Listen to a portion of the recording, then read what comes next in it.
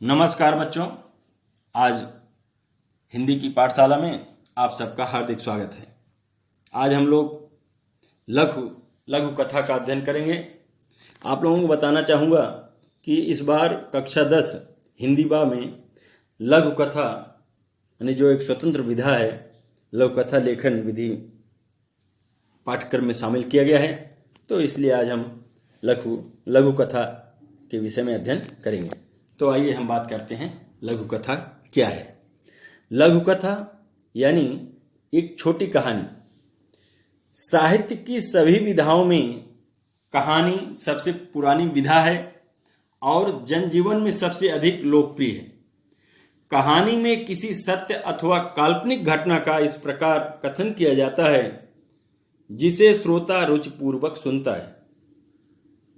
बच्चों को तो कहानियां बहुत प्रिय होती है। पहले कहानी का उद्देश्य उपदेश देना और मनोरंजन करना माना जाता था, लेकिन आज इसका लक्ष्य मानव जीवन की विभिन्न समस्याओं और संवेदनाओं को व्यक्त करना है।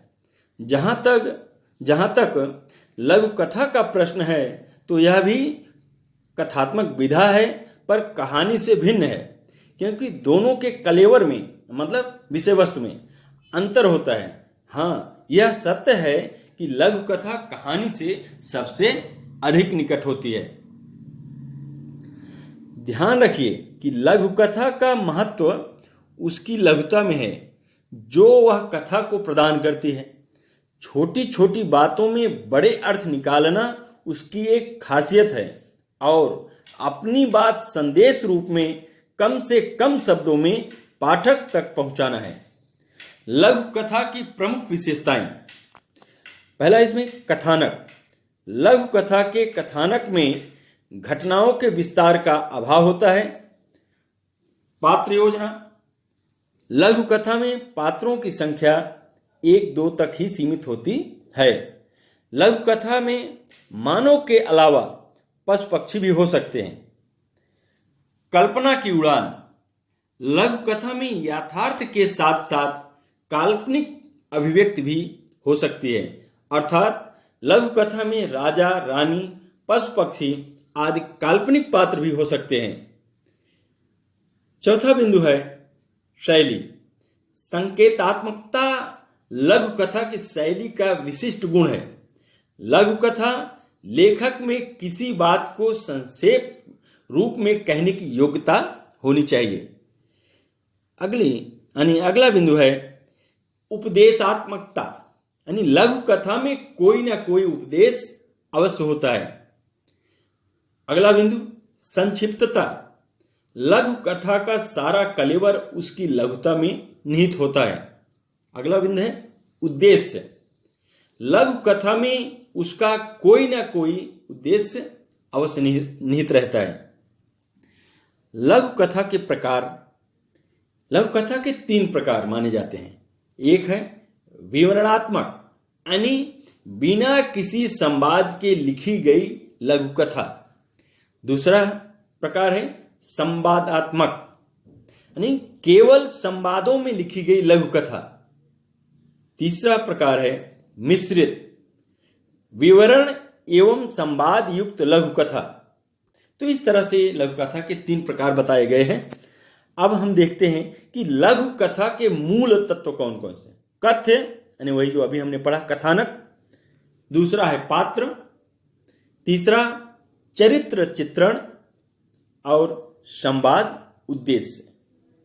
तो ये कथा तत्व के मूल तत्व हैं। लघु कथा के लिए ध्यान रखने योग्य महत्वपूर्ण बातें कौन सी हैं उसके विषय में हम जान लेते हैं। आकार में लघु और कथा तत्व से सुसज्जित रचना को ही लघु कथा कहा जाता है। लघु कथा एक स्वतंत्र विधा है, यानी साहित्य की लघु कथा भी एक स्वतंत्र विधा है और इसका अपना विशिष्ट शिल्प विधान है। अनावश्यक विवरण एवं विस्तार से हर हाल में बचा जाना चाहिए। तीसरी बात कि शीर्षक का चुनाव सोच समझ कर करें। शीर्षक इस तरह हो कि शीर्षक की कहानी को परिभाषित करता हो, यानी शीर्षक ही कहानी को परिभाषित करता हो। क्योंकि शीर्षक को लघु कथा का प्रवेश द्वार माना जाता है। अगली बात है कि जो कहना हो वह पात्रों या परिस्थितियों के माध्यम से कहना चाहिए। अगली बात कि विषय में नवीनता लाने का प्रयास करना चाहिए।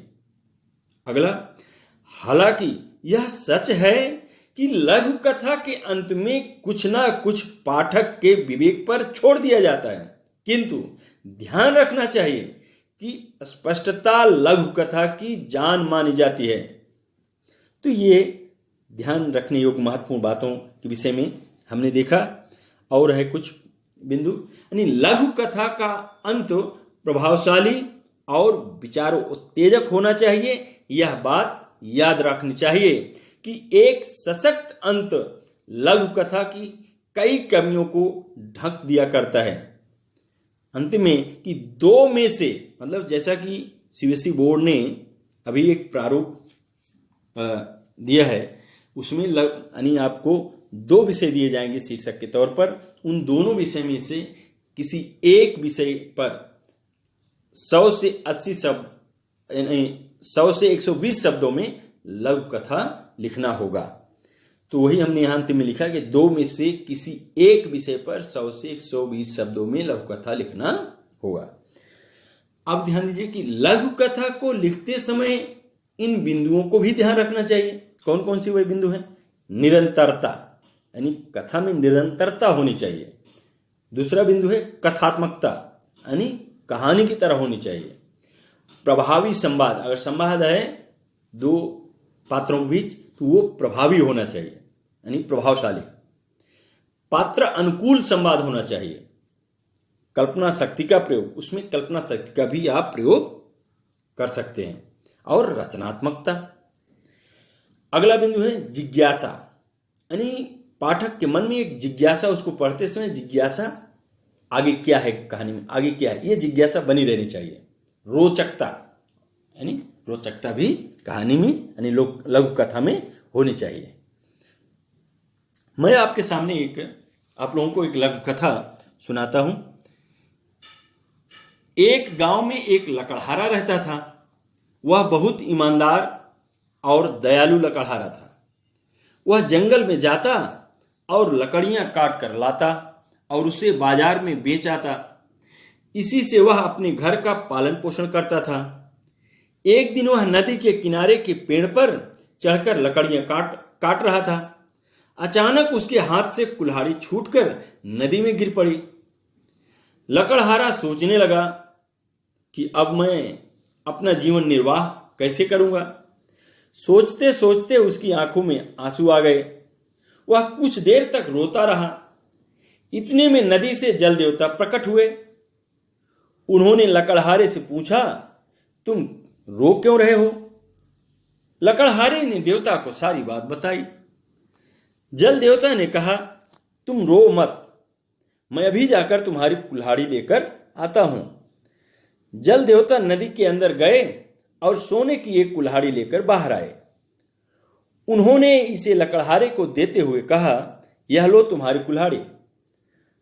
लकड़हारा एक ईमानदार व्यक्ति था। उसने कहा कि हे भगवान, मतलब उसने कहा कि यह उसकी कुल्हाड़ी नहीं है। तब जल देवता फिर नदी में गए और एक चांदी की कुल्हाड़ी लेकर आए। पुनः लकड़हारे ने इस कुल्हाड़ी को भी लेने से मना कर दिया। तीसरी बार जल देवता लोहे की कुल्हाड़ी लेकर आए।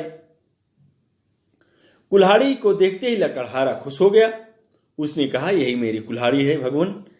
लकड़हारे की ईमानदारी देखकर जल देवता बहुत प्रसन्न हुए और उन्होंने उसे तीनों कुल्हाड़ियां दे दी। अब शीर्षक क्या है इसका? ईमानदार लकड़हारा। सीख है कि हमें इस लघु कथा से यह शिक्षा मिलती है कि हमें ईमानदार और दयालु व्यक्ति बनना चाहिए। अब आपको बताना चाहूंगा कुछ, मैं आपको ने लिखा है शीर्षक में, संकेत बिंदुओं के आधार पर लघु कथा लेखन विधि। एक लेखन विधि है लघु कथा की, संकेत बिंदुओं के आधार पर भी। लेकिन ध्यान रहे कि प्रारूप में इस बार वो संकेत बिंदु नहीं दिए, उन्होंने 2 शीर्षक दिए हैं।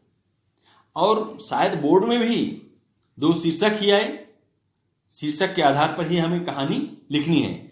ये मैंने बिंदु इसलिए दिया है जिससे आप लघु कथा लिखने का अभ्यास कर सकें। धीरे धीरे हमारी एक आदत बन जाएगी लघु कथा लिखने की। इसलिए मैंने आपको एक यहाँ पर कहानी यानी कहानी के संकेत बिंदु दिया है। इसी आधार पर आपको 100 से 120 शब्दों में कहानी को इसको लिखना है यानी पूरी करना है।